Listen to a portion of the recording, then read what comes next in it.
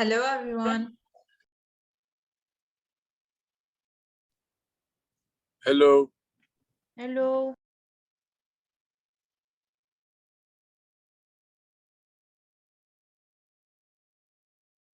Hello.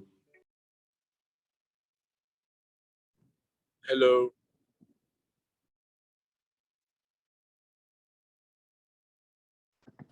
Hello, everyone. Good morning, everyone. Good morning. Good afternoon, everyone. Good one. How is everybody? Well, we will be starting in a couple of minutes till more people join. Do you have an idea how many time zones we have here in this group? More than 10. Quite a Well, we do have people from South Korea, like this way from the world, and also from Brazil and Chile. So we all the time zones, I guess. That's great. And such a great endeavor, guys, because putting all these people together in a Saturday, great job.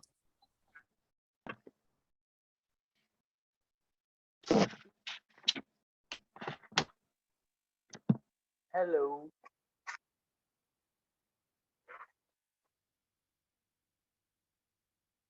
Everybody listen to me? Everybody, okay. Yes.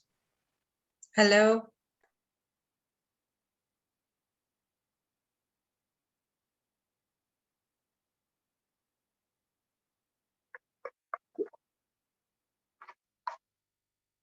So let's begin.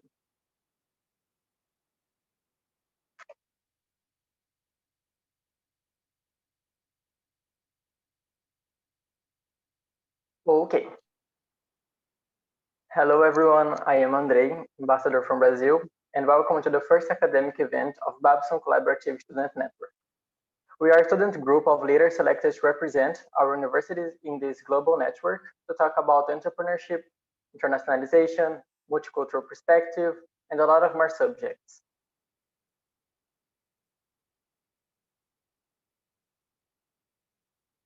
Today, we are here with other ambassadors and people from 15 different countries to learn more about main points to create a startup from scratch. First of all, let's talk about some startups around the world which become successful with their great ideas and well done this business development. They will show you how important it is to mature your plans wisely to achieve ambitious goals.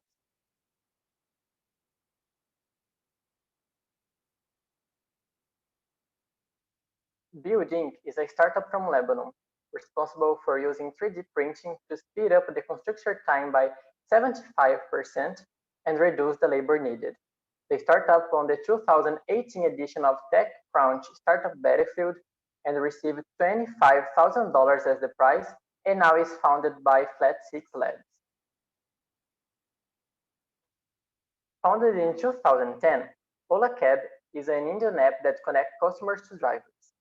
It presents a variety of vehicles and prices to select, and it works more than 200 cities across India, and is also growing to a food-on-demand service. Now it has more than 40 investors, 6 acquisitions, and raised $3.8 billion in 25 founding rounds. Conexa Saúde is a Brazilian app founded in 2017 for scheduling medical appointments and emergency medical care. Because of the pandemic, the appointments increased from 50 to 15,000, and last year it raised $7.5 million in Ventures founding round. They've already brokered more than 1 million appointments. I think everyone wants to gain this amount of money to execute our plans, right? So let's begin to follow the map to success and scale up our startup ideas. Now, Nora from Lebanon is going to talk about problem validation. Hello, everyone. Hello. My name is Nora. I'm from Lebanon, and I will be presenting the first step in starting a business, which is the problem validation. First of all, we all know that in order to start a business, you should first of all generate an idea. So the idea will come from a problem that needs solving or a need. For example, in the COVID pandemic, a need for face masks and sanitizer arose. Now, a way to generate your idea can be used with the scamper method.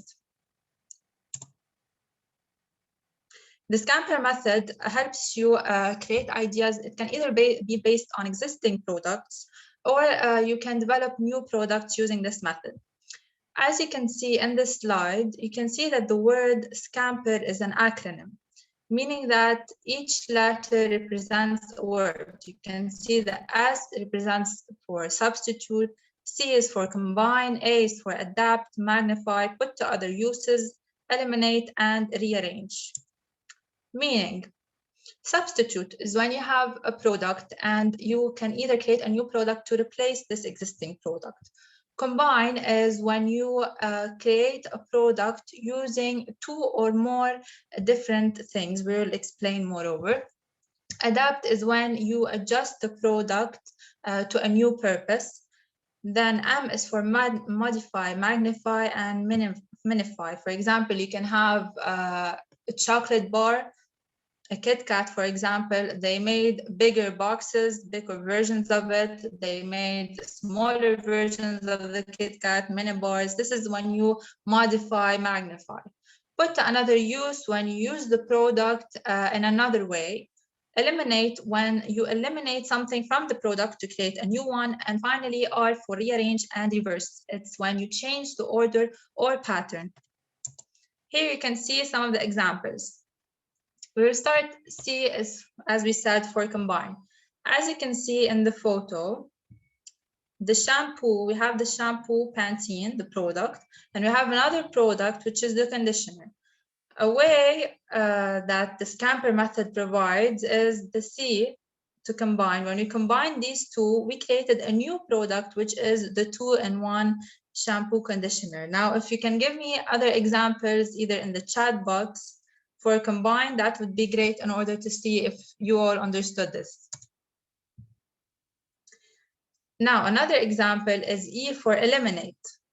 You can see that the company Apple eliminated the wires and cables of the earphones, and they created a new product, which is the AirPods. So this is using the scamper method, which we can see in everyday life. Now, A for adapt, when we saw that to adapt is when you put something to another use. For example, this Kit Kat, we used it in another way to create an ice cream also from Kit Kat.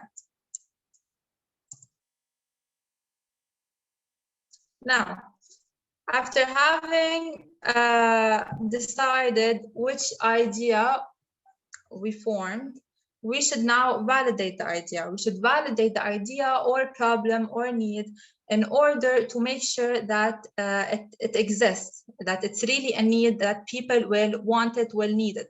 So ways to validate the problem or idea is, first of all, we have the qualitative validation. Qualitative validation means to talk to potential users in order to figure out if the problem is a real one. So you can simply go ahead to talk to friends, to people, to anyone, and you can ask questions. Another way, which is a more formal way, is the interview. You can use the feedback from the interview. You can interview people, you can interview experts even, which is better, in order to understand what they need and if the product is a need and a necessity. The third way to validate the problem or need is the survey. And now, Said Akbar will be explaining the second step. Thank you.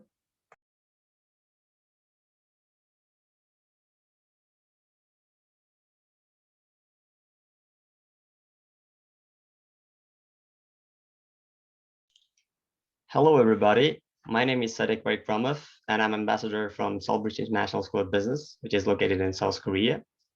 And as long as you can see, I'm going to present about a market research, which is one of the really essential parts of your startups. So let's begin. First of all, what is market research? Here, you can read about the brief explanation of the market research, but to make it shorter and explain it more easier, market research is everything that you're going to learn about your target markets and customers. And the first question that you need to give to yourself while you're operating a startup or starting some business, it's who they are. Who are the potential customers? If you know them, it's really important to analyze your future plans. So it's also one of the major factors that determines and maintains the competitiveness in your business. And now I will try to explain the steps of the market research. Number one step is bad research on products. So what does it mean? When you are researching about the products, you need to first determine the qualities and the performance of your business, service, or kind of startup. And also you need to comparatively study the competitive products of your competitors. For example, you're entering one market and there you need to learn about the top competitors that you're gonna face. And the next step is detecting the consumer's problems related to the products. Imagine that you're in a market and you need to detect the potential problems that needs potential solutions. And after that, you need to determine the needs for developing new products. If you're in a market where you're manufacturing the cars or smartphones, you need to find a problem and you need to develop it and you need to build a new startup. And of course, you need to assess success of a new product in the market by making a testing, like market testing in a small markets. The next step is about the research on market, and it's a really important step. You need to define and select your target audience and potential customers. You need to find the right market to start your business. And then you will study the needs and wants of your potential target audience. So you need to learn about them, what they want from you, what they want from the business, on what kind of needs you have to develop. And of course, you need to study the size and the location of the current market, because imagine that now we are from more than 15 countries. There are more than 100 people from all over the world. And all of us has different cultures. We have different understandings, we have different business knowledge. And because of it, when you are starting a business, it's really vital to take into consideration this kind of points, because location matters. For example, in South Korea, one word that I'm going to use may affect people in Brazil in another way. So in order to make the better one, you need to study the location better. And of course, you need to assess the current market trends. For example, if you're in the market of smartphones, the market trends are the Apple and the Samsung, right? So you need to learn from them why they are the market trends, what kind of strengths they have, what kind of weakness do they have. So after learning and analyzing, you can gain a lot of benefit for your startup. And of course, never forget to project the future trends in the market, because if you are always thinking about the future, you can develop your business in a more better way. The next step is about marketing. As long as you know, marketing is one of the spheres which is developing so fast in our 21st century, and you need to study how advertising will affect your business, because the main advertising message is really vital. As we were talking about a culture, so imagine that your aspects, like the social aspects of advertising, have a negative and positive effects on the society at large, because people are different, societies are different, and you have a different people, different understandings. So always take into consideration the main message and learn about the cultures. And of course, study the cost and contribution of advertising and evaluate the advertising effectiveness. What kind of videos you're making, what kind of flyers you're making, and try to analyze how effective they are. If they are not effective, there is no meaning for spending your money to market your product. And of course, study competitors' advertising strategies, because if you're learning more from your competitors, you can back up your kind of not strong sides, weak sides. So, and the next step and the last one is about the research on pricing. So how prices are being set. For example, you're a startup owner, you're producing something. How will you set your prices? There are two different ways, and the two most common ones. The first one is a quality-based analysis, and the next one is a value-based, mostly kind of competitor-based ones. So if you study effectiveness of your strategy, you can gain more things, because imagine that your competitors are Apple and Samsung. So you can never put your prices depending on them. when you are starting a business, because they have a more better quality than you are. And you need to depend on your quality of the product and then determine the value, the price. And of course, all the time, remember that if you are a startup owner, if you're a business owner, or if you're a service owner, there will be some situations when you need to make discounts, sales, seasonal variables, and everything is really important. So take into consideration this kind of steps too, because if your profit is not like big enough, you cannot make any kind of discounts. So you can lose your profit. And then about the pricing strategies on different stages of your product lifecycle. So what is product lifecycle? It is it's the years when your product is going to be in the market. For example, if you are a competitor, if your competitors are more stronger than you, your product lifecycle can become shorter. So all the time, try to make this kind of pricing policies which can help you to get competitive advantage comparing to your competitors. So lastly, all the time analyze all the results, make research, learn from competitors, and never stop in developing your business. Even if you're in the top, even if you're the #1 company in the world, always you need to make research and work on your products. If you will not work, after 5 years, after 10 years, some companies will be #1 and you even might be in the market. So to end, I would like to use one quotation used by Elon Musk. It's constantly think about how you can do things better and question yourself. All the time question yourself, how can I be better? How my business can be better? How my marketing strategies can be better? So all the time question yourself. And thank you for your attention. And now Eli Basil from Lebanon will continue with a really important topic.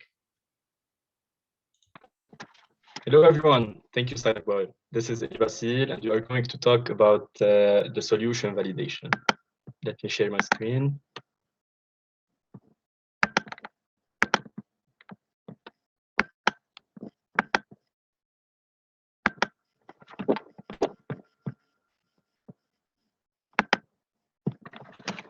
Okay, so hello again. So after talking about the problem validation and finding our target audience, here comes the solution validation part. Now, the most important question to ask yourself is the following. Is my company product a vitamin or a painkiller? Now, if you are anything like me, you probably have 5 tubes of vitamins hanging out on your cupboard, many of which have expired years ago. No matter how often I am told to take my vitamins, and it is good for my long-term health, it is just too easy to forget to take them. Why? Well, there are simply no immediate consequences for my not taking them. On the other hand, if one is suffering from jet lag, the flu, a wide night, no one forgets to cure the splitting headache with a Panadol, cold, and flu, right? So, unlike vitamins, painkillers are more than nice to have. They are an urgent necessity. So, it is important to understand that painkiller means need to have the solution, whereas vitamins equals nice to have the solution. So I am going to show you examples of companies or apps that we use on a daily basis that are painkillers, and companies that we frequently use that are vitamins. So companies like Google Maps, Amazon, Lyft, or Uber are a need to have. They solve unmet customer needs. We want to use them. And companies like to-do list apps, fitness trackers, or the app next door, they are nice to have. They improve an existing solution. We should use them. And now I am going to give you a case study that I experienced when I built my latest startup. When we first started our company, we operated as a native clothing store. The value was that you could buy clothes that are high quality at affordable prices. Our business grew, but it was always an uphill battle because we had to convince people why our clothes matter and why they should pay dollars for it. We were always busy explaining how our clothes are made and from which fabrics, and that our prices are affordable and so much more. We were spending so much time convincing people why they should buy our products that eventually it became clear we were building a vitamin. Obviously, you can build a vitamin company. Many have done that, but I am convinced it's easier to build a product or service that acts as a painkiller. So we asked ourselves, what is the real pain that our customers experience? After much research, we discovered that their greatest challenge is customer service and delivery time service. So that's exactly what we started focusing on. Solving the real pain of online shoppers, providing them confidential values of our service, and making sure every product gets delivered on time. And this is how we started to grow exponentially and got reviews about our delivery service and our customer values. Now, to prevent you from making my same mistake, building a vitamin company, here are some tips that may help you get a step ahead before building the company. So, to avoid the misstep of not having good problem solution fit, it is divided into three stages. The first one, interview individuals that you consider are target customers. And second one, quantified experiment by using a simple survey. And the third one, NPS, a Net Promoter Score. So the best way to learn if your target customer needs a better mousetrap, it is to get outside the building and talk to them. Set up 5 to 10 individual interviews, no groups, with someone you consider your target customer. Be open-ended with your questions. You are here to listen and learn, not to sell your idea to this person. It is best to create an interview script to make sure you ask the critical questions in the same way for each interview. Address 3 key questions about your target customer. How does this person currently solve this problem, hypothesis, and how happy are they with that solution? And what would make them happier with that solution? So let's continue with the same specific case study about the online store. The first question that we asked while we were interviewing the individuals, it was, how often do you go shopping? So it means, how does this person currently solve the problem hypothesis? Now, it is important to know that Lebanon is an economical crisis where clothes are 8 times more expensive and fashion customers are going less and less to the market. So 7 out of 10 target customers said they are not shopping lately, and the reason was the high prices and or COVID-19. And 2 out of 10 said they are not shopping because they are not going out frequently. So knowing how people currently solve this problem will give you an idea of your potential competition. If they do not currently have a solution for this problem, it is an indication that the pain associated with it is extremely low and that there is no opportunity. So right here, with this example, we can see that there is a low opportunity for an online store in Lebanon because people are not shopping. Now, the second question was, how happy are you with traditional shopping? It means, how happy are they with that solution? So 9 out of 10 said they are not happy with the high prices and that they are less and less looking at high-class brands. And 10 out of 10 said they cannot go to the stores unless they are permitted to because of the lockdown restrictions. So knowing how happy they are with their current solution will allow you to determine if there is an opportunity to better meet your target customers' needs. The happier they are, the harder it is to convert them to a new solution, even if yours offer extra benefits. But here, in this case, they aren't happy with their current solution. And this is why it is a high opportunity for us to convert them to our solution, which is the online store. And the third question was, what would make you happier to shop? It means, what would make them happier with that solution? 7 out of 10 said high quality wearing at affordable prices, and 10 out of 10 said accessibility at any time. So knowing what would make the person happier with their current solution gives you an insight into what sort of added value might drive your target customer to switch from their current solution to yours. And this is why the things that make them happier are our added value as an online store, means there's a high opportunity for us to enter the market. So the second stage is quantified experiment by using a simple survey. So to validate what you have learned from customer interviews, you should conduct a quantified experiment by using a simple survey. Create the survey based on the same questions you asked during the in-person interview. And an additional thing to do is the NPS, okay? So you can take with the volume of the survey is turning the 0 to 10 score into an NPS, the Net Promoter Score of the current solution using the formula below, which is the number of the 9 to 10 ratings minus the number of the 0 to 10 ratings divided by the number of the total ratings equals your NPS. If the NPS for the current solution is below 0, it is a good indication that there is room for you to convert your target customer into your solution. And one more thing, always remember, fix me now is a much stronger value proposition than you will feel great 40 years from now. So aim to build a painkiller, something people will be lining up to get, rather than a vitamin, something easy to forget. So thank you guys. This was the solution validation presentation with me, Eli Basir from USAC Lebanon. And we will continue next with a very important presentation, which is the business model with my colleague, Adib Aboud. Thank you, Eli. And hi, everyone. Hello, guys.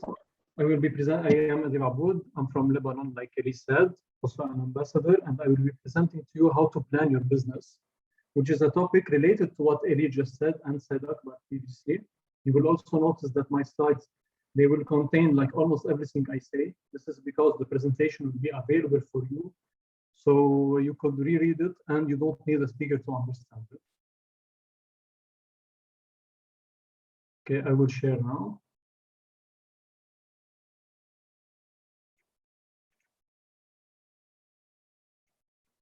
Okay, guys, so planning your business is a very important topic that if you do it right, you could make your business successful. And to do so, you have three main steps. The first one is define your customers. The second one is research about the competition.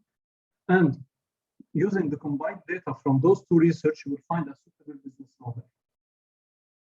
We will start by defining the customers. Okay, you should answer those questions. Who is most likely to buy the products? Define age, status, profession, and other variables that you might need. This is very important because you can adapt your product to meet their needs. Next, under what condition would they purchase? Know how much are they affected by the problem and their financial situation. And next, are they trying to solve those problems? And if yes, then how?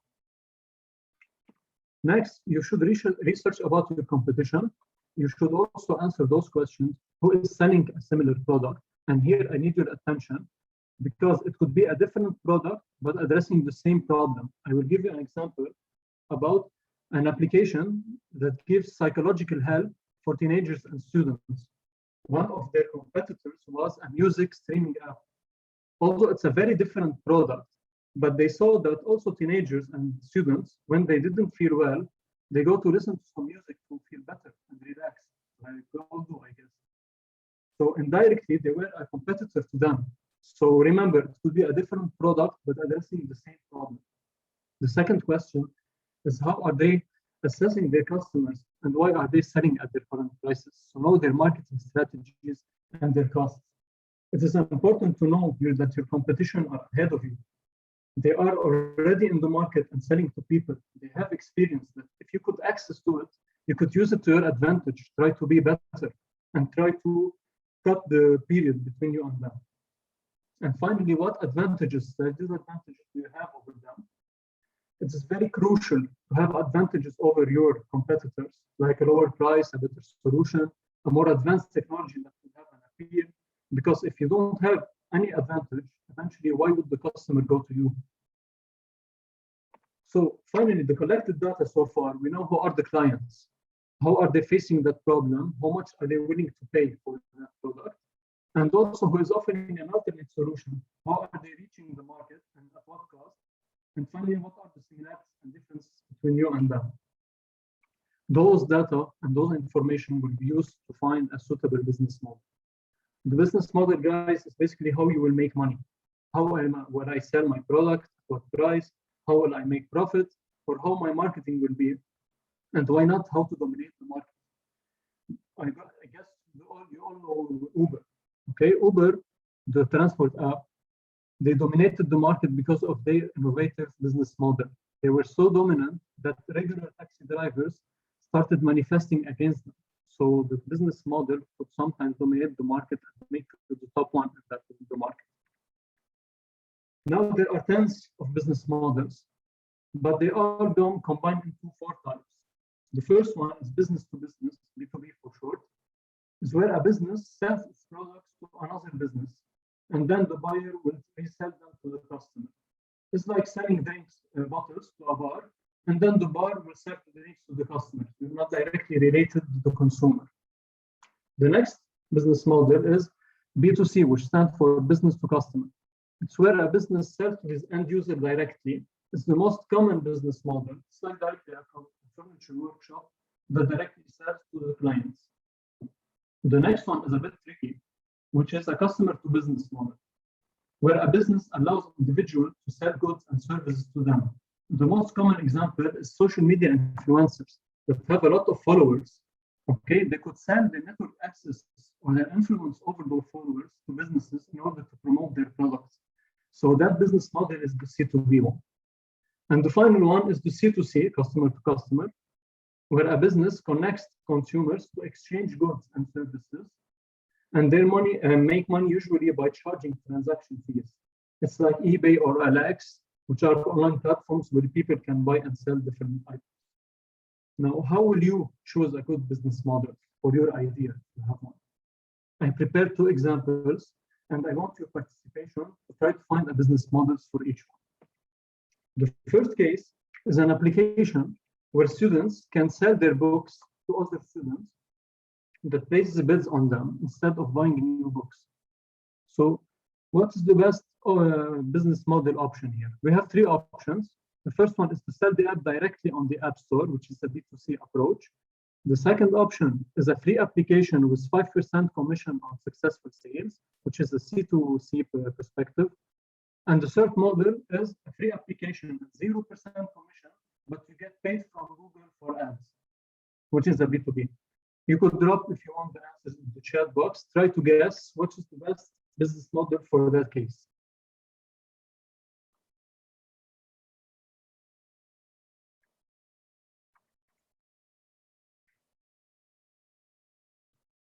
Okay, nice. I see there's a good activity in the chat section.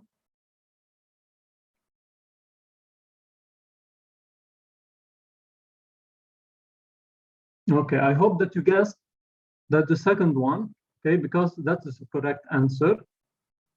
If you guessed it right, then great. If not, I hope you will understand why. So about the first one, which is directly selling the app, usually few students tend to buy apps for money, especially if they feel they don't really need it. The second answer, which is the 5% commission. A free-to-install application with bidding system can encourage students to get higher offers if they are selling their books, or find good deals if they are buying one. So those situations usually can result in higher profits and more users. And finally, about the third one, getting money from ads. Those kinds of applications have relatively low user numbers. So very few profits can be generated from ad commerce. You don't like have millions of users like social media or other applications. Now a second example. Okay, try also to guess for this one, which is a product for pet owners that enables them to locate their pets and tell them if they go to a certain location. So also we have 3 options here. How can I make money from that product to sell it? The first option is sell a large number of it to supermarkets, which is a B2B perspective. The second option is have your own store to sell them to people, which is a B2C model. And finally, sell them online like on Amazon, which is also a B2C model. Also here, try to guess which is the best option in your opinion.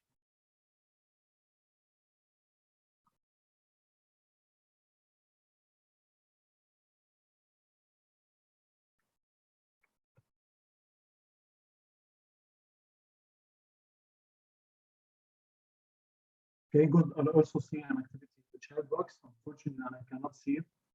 But I hope that you guessed either that 1 or 3. They are both correct. Okay. And to tell you why, about the first one, okay, we're selling to supermarkets. It's quite a good way to generate good profits and not worry about individual sales.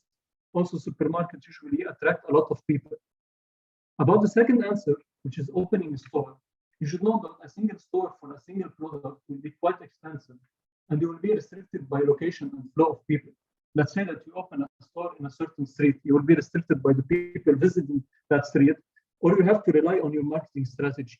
You have to rely a lot on it. About the third answer, which is selling online, actually it can grant you access to a large number of people, and also the search by category will increase the chance of purchases. That people that will see your product, usually they would search for products for pets. So it will increase the chance they get interested in that product and actually buy it. So guys, I hope that you learn from those examples. You have to apply them to your case, okay? Yes, your business model options, like in those cases, reflect and consider each option, and finally select the most suitable for your business.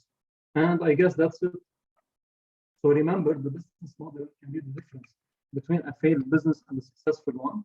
So finding the right one is as important as finding the right product. So take it very much seriously, and thank you very much for listening. I will leave now the floor to Anna. She will present the next topic. Thank you, guys.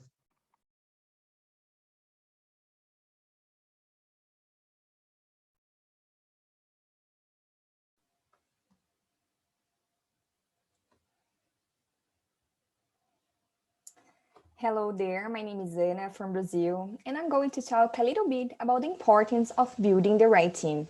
And you can use those tips not only for creating your startup, but also to improve and motivate your team in your job with your coworkers, or maybe your academic group for a seminar in your university.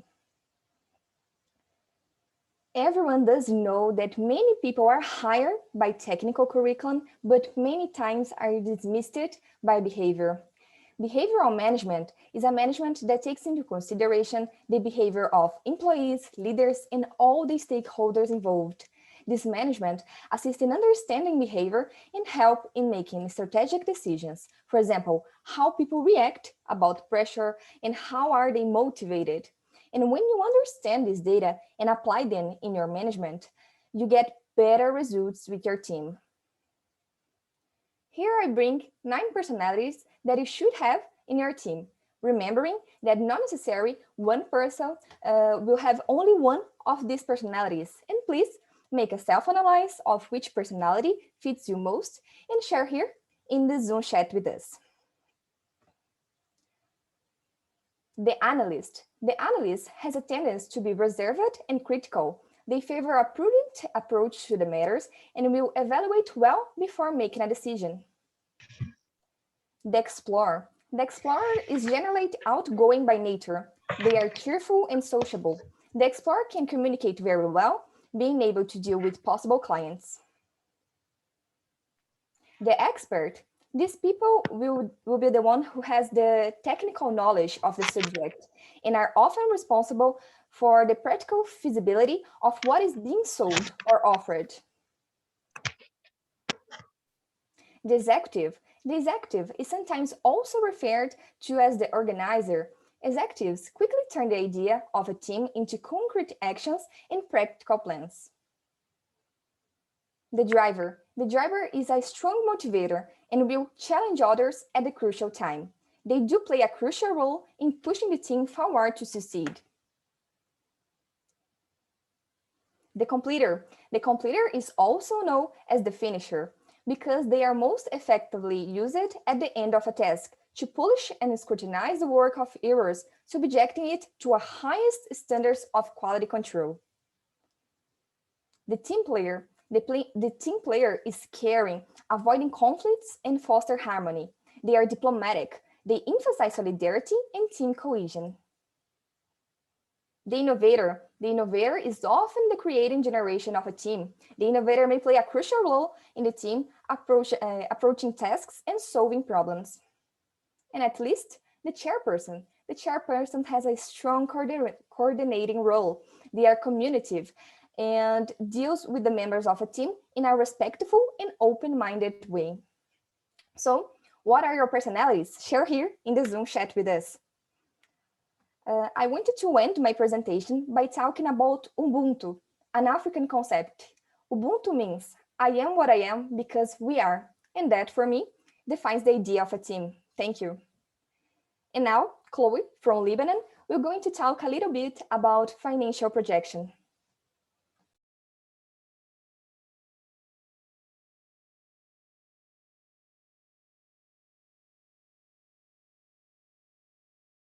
So hello everyone, my name is Chloe Kouksha and I'm from Lebanon.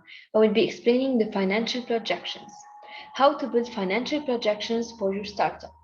So you should show projections 3 years in advance, and there are 2 key forecasts to put together.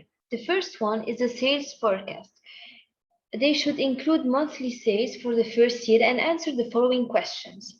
How many customers can you expect? How many units will be sold? And how will you price your products? When you have all these answered, you can now calculate your actual profit. The second key is the expense budget. Operating expenses are any expenses that businesses incur performing their normal business operation. They are fixed costs. For example, the rent of your location. They don't need to be incredibly detailed, but they should put everything in general. What financial statements are included? So as you can see, there are three financial statements. Let's start with the income statement, otherwise known as a profit or loss statement. It has four keys to be concluded: the revenue, the expenses, the gains, and the losses. The cash flow statement has three components. The first one is operating activities and it includes any changes made in cash, accounts receivables, depreciation, inventory, and accounts payables. The investing activities are the cash flows from investing activities is used for the long-term future of your company. And finally, the financial activities are the activities that are invested by investors or banks or the banks. The income statement and the cash flow statement are both linked and connected by a net income. And the last part is the balance sheet that is divided into three parts. The assets. The assets is a source with economic value that a business owns and believes will provide a future benefit. The liabilities are obligations to someone else. They can be either short-term or long-term. And finally, the owner's equity. After paying all liabilities, any amount left is paid in this section, and this will be the profit of your startup. So I would like to conclude by saying that you should be optimistic but realistic. You should not forget anything when you do all your financial projections, and you should work with an accountant so you don't forget any number. And of course, do market research and use your own experience, because your own experience is what will differentiate you from someone else. And now I leave the floor to Ashima, and thank you everyone for listening.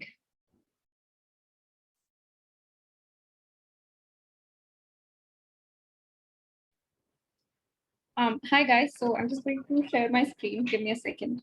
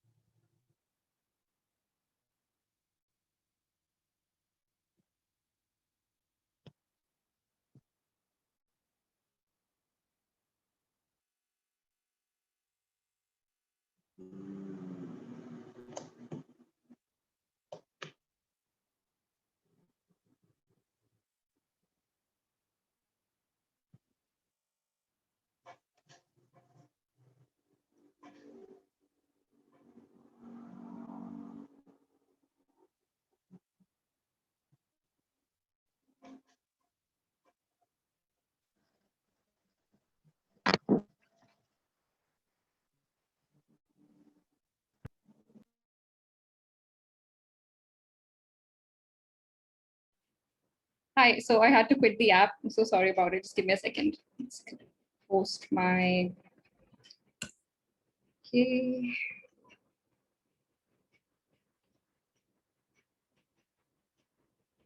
So I hope my screen is visible, and what I'm going to talk about is financial investment. Once you've got everything together and whatever my team members have talked about,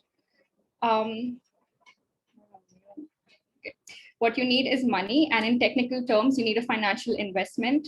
to raise capital or to run operations. And that kind of investment you need will change at every stage of your startup. The three key stages that I zeroed in on particularly were ideation, validation, early traction, and scaling.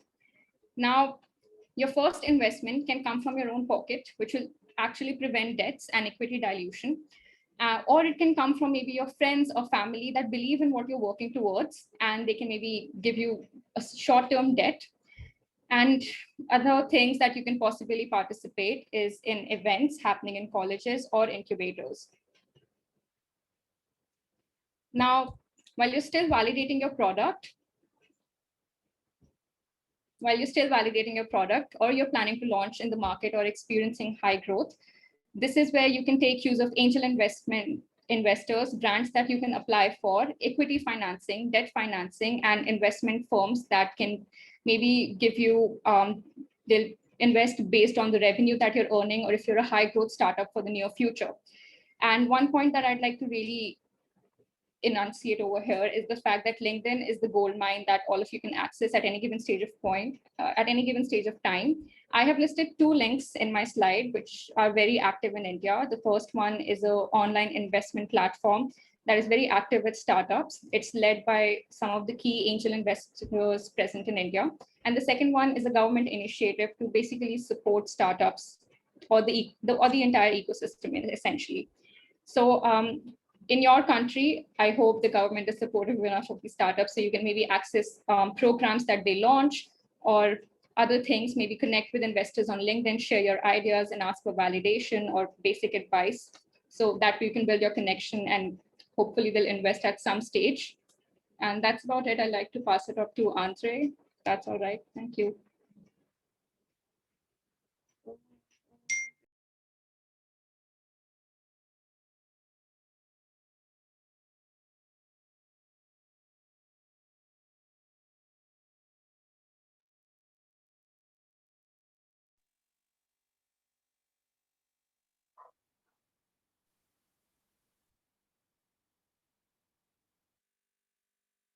So, guys, thanks for participating.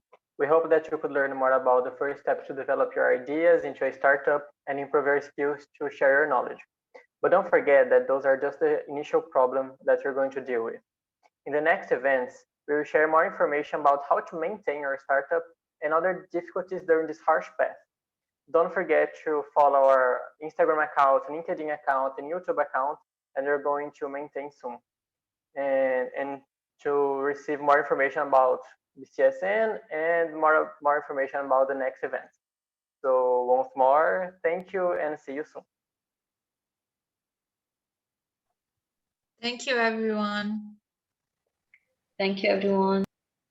If you have any questions, just drop them in the chat box. Hello, yes, I have a question, please. Hello. Hello, yes, go ahead. I have a question, please. Go ahead. Yeah, so I'm launching a medical startup. It's a home-based medical PCR and blood test at home. Okay. So my question is, what are my limits of marketing? What are my ethical limits of marketing, please? Can I market my startup? Can I market PCR? Can I advertise blood testing during this pandemic? Hello, Tufi. Hello, Tufi. How are you? So actually, thank you for your question. Thank you for your question. It's a very important question because you know everyone right now is asking for PCR tests, and there's a big audience about the PCR test, and which Said Akbar must also give you an answer for it. So let me begin with my answer to you. Well, humanly talking, okay, the marketing for such medical stuff, I don't think it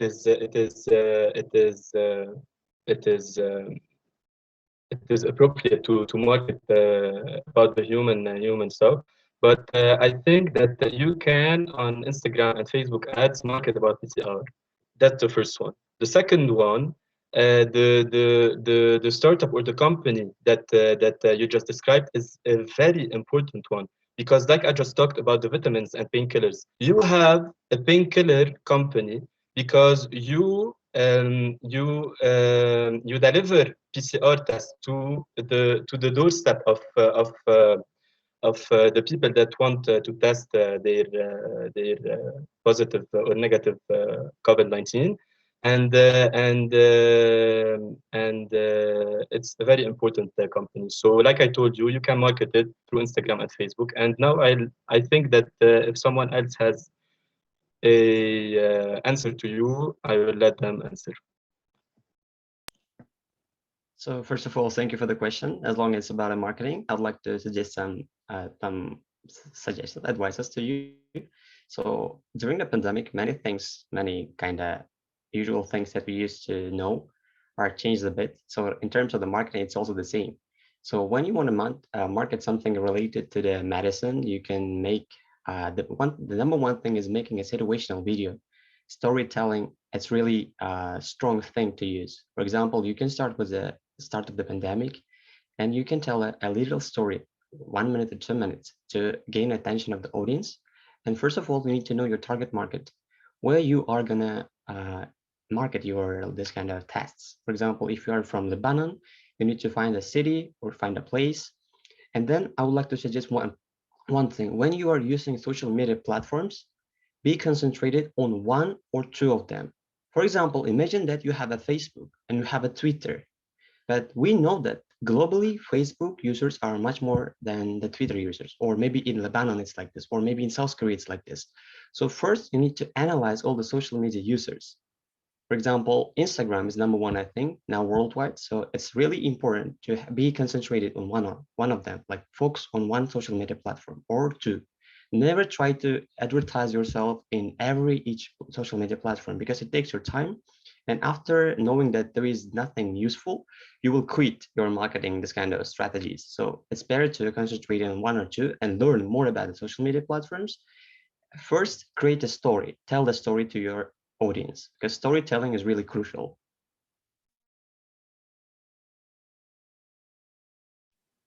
Thank you.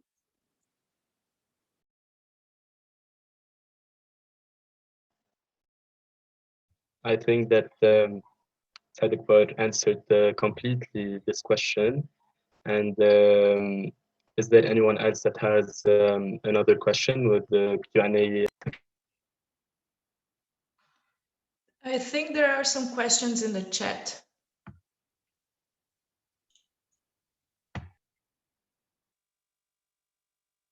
Maha Magahat, am I pronounced your name correctly? It's Maha Magahed. Yeah, sorry if I pronounced it wrong. Oh, it's okay. Never mind. So what industry has the most opportunities for startups? I think it's not about finding the industries, finding the spheres. It's about finding a problem. If you find a problem, if there is a potential problem that needs a solution, and there are no kind of inventions in this sphere. For example, during the coronavirus pandemic, we need something, for example, in terms of food delivery system. So the restaurant services are being kind of bankrupt because most of the people are just ordering a takeout. So it's better to think about, for example, it's an example, more about the steps of what kind of creative takeout ideas you can share to the people. And it's mostly about finding a problem, not about finding an industry. If you try to find an industry where you can start your startups, it takes a long time to think, I think. Thank you so much. Always welcome.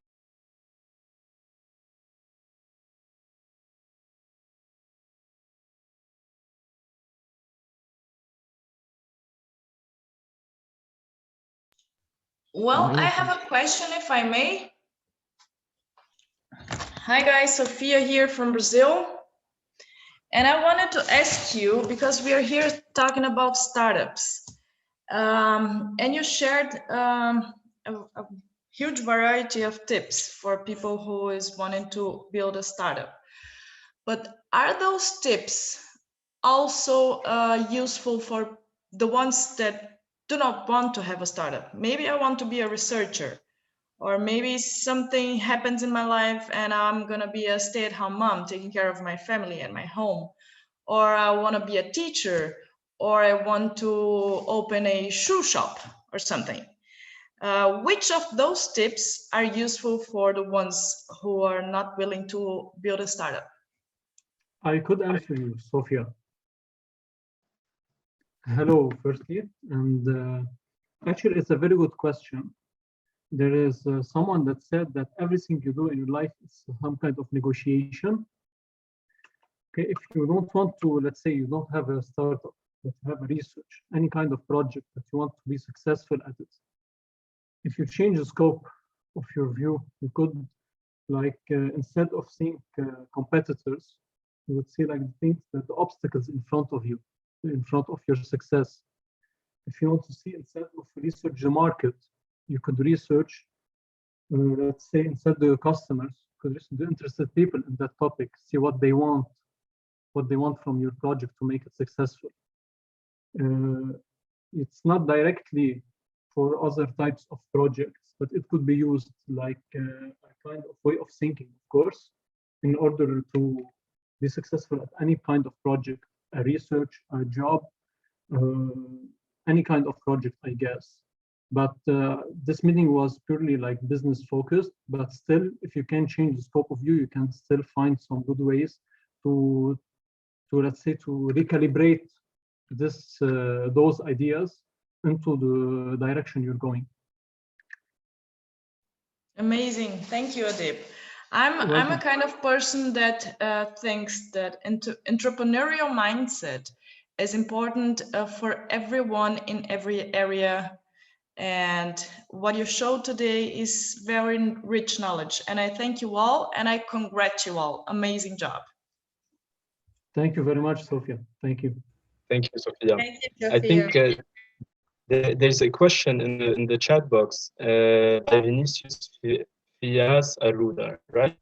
So he says in an example, he identified the problem of the high prices, but I don't think this is a problem you can solve because it's a national crisis. I want to know how we could solve that. Okay, so thank you for this question, Vinicius. So let me start with the example that I gave. I gave the example about Lebanon is in the middle of an economic crisis, and that the prices are getting higher of the brands and of everything in the market. So for in our case, as being a online clothing store, the thing that can solve this market is by innovating and creating your own brand. So it is important. It is important to know also that Lebanon is an importer, okay? And being an innovator or creator in Lebanon means you can get things done with lower cost than the things that you import from outside of Lebanon. So this is why you can solve this problem of the high prices by innovating and creating your own brand and selling them for lower prices at high quality products. I hope that I answered your question. Yes, thank you. Thank you. So guys, let's take a picture of everyone with camera open so we can publish and divulge in our Instagram account. So if you could yes, good idea. open our cameras,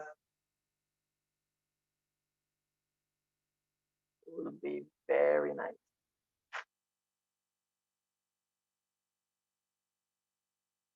Thank you for everyone that's opening.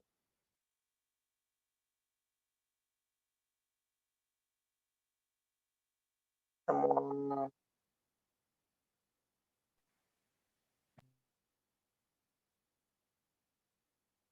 Nice, thank you. I think, guys, there's one more question. I think, guys, there's one more question in the chat box by Carlo. And the question says, how can I currently use digital marketing when building my startup, especially that it'll cost me a lot, especially the currency situation in Lebanon? Well, thank you for this question, Carlo. It's an amazing question because it can be connected to many countries in the world right now, because we are right now in the middle of an international economical crisis. So and knowing that the entrepreneurial mindset and the startup industry is booming right now, because it is becoming like the trend of the young generation to start their own startup and their own company. One of the most difficult things to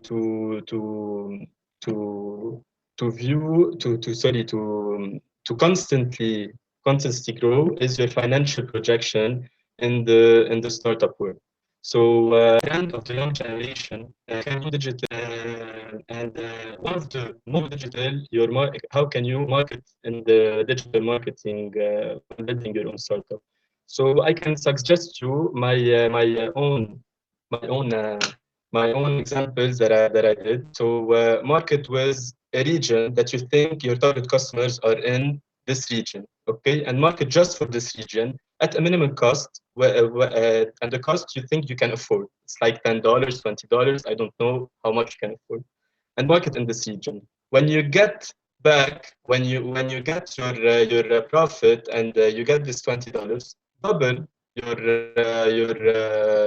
investment of marketing into two different regions, and that's how you can grow exponentially and stagely. Okay, so that's what I want you to know about it, and I hope I answered your question. And please focus first on free marketing ways, like WhatsApp marketing. It's a very important marketing way, like mouse to mouse marketing, like email marketing. It's a very important way, like SEO marketing, Google Analytics. You can use them if you have skills in the computer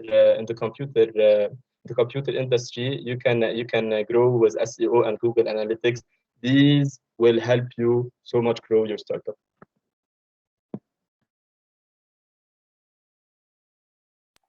Thank you, Eli.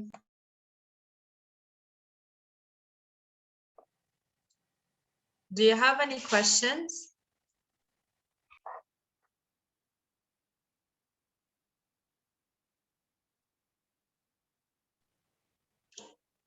Okay, guys, so if no one has any questions left. Me. Okay, Eric, go ahead. Excuse me. I don't know speak English, okay? But I have a question. Se você preferir, Eric. Ah, tá. Uma pergunta. Quando eu abro uma empresa, quais são as principais dicas que eles podem me dar sobre escalar os meus ganhos?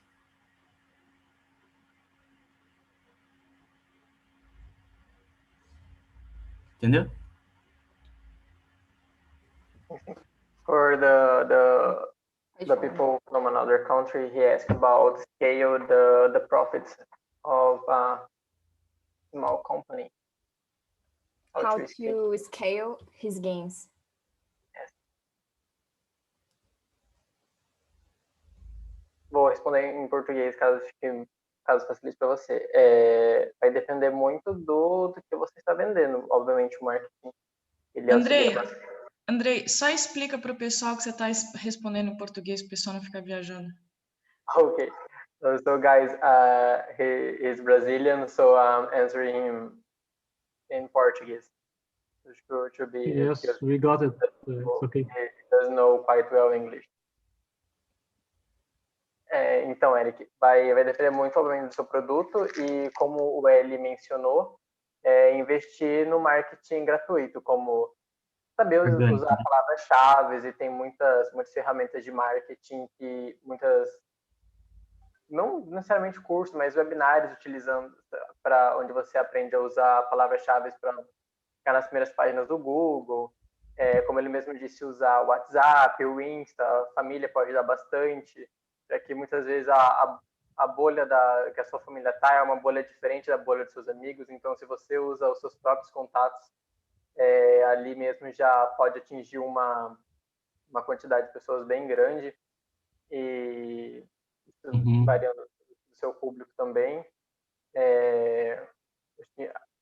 Penso que investir em marketing é um dos principais, principalmente para pequena empresa, porque obviamente se o seu projeto, se o seu problema que você está tentando solucionar for uma ideia realmente boa, a partir do momento que ela alcançar as pessoas, ela vai aumentar o seu lucro e aumentar a quantidade de pessoas que vai investir na sua empresa. Então, eu penso que é uma boa. E realmente tem bastante, alguns cursos, obviamente tem que saber validar alguns, saber da fonte, saber realmente quem está lecionando, quem está providenciando, mas tem bastante meios de aprender a usar o marketing, tanto em redes sociais, quanto fazer o seu próprio negócio, fazer o seu próprio site e saber como investir nele. Entendi. Saquei. Valeu aí. Desculpa por interromper.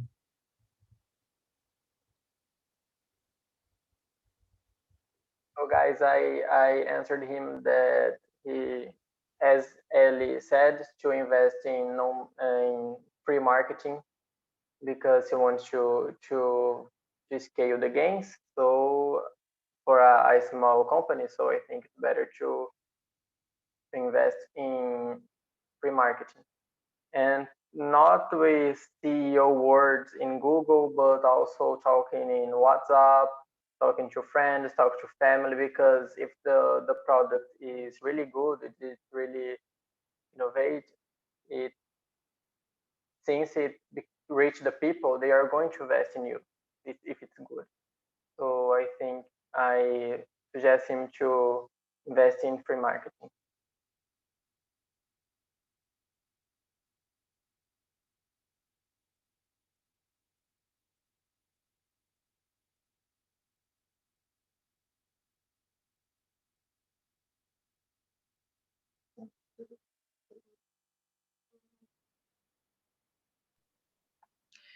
So guys, if you allow me, I would like to make some closing remarks. Talking as one of the teachers behind the BCSN. Once again, I'm Sofia from Brazil, and this was the very first event of a startup initiative, as we all say about a BCSN. It is a group of students that we created not long ago with the main purpose of engaging the students in a global network of universities, which is called Babson Collaborative. And so far, we are very proud of all of the students engaging and creating with each other. And this event, this very first event, is a awesome example of how you young people from all over the world can do magic when you act together with a synergic purpose. So you were talking about entrepreneurship, you were talking about startup, but I think the main example here, or the main lesson, is that we have all a common language, which is working together with a common purpose. And once you do it with no barriers of language, with no barriers of not wanting to know and understand other people and other cultures, you can gain the world. So once again, I thank you for this amazing event. I congratulate you because what you did in such short time is amazing. Thank you and have a great weekend.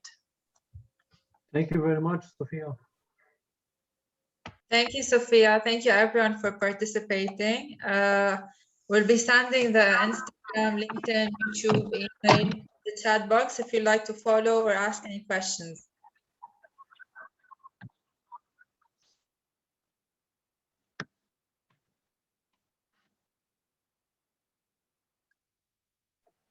Okay, thank you, everyone. Have a good weekend. Thank you all. Have a good weekend. Thank you, everyone. Bye.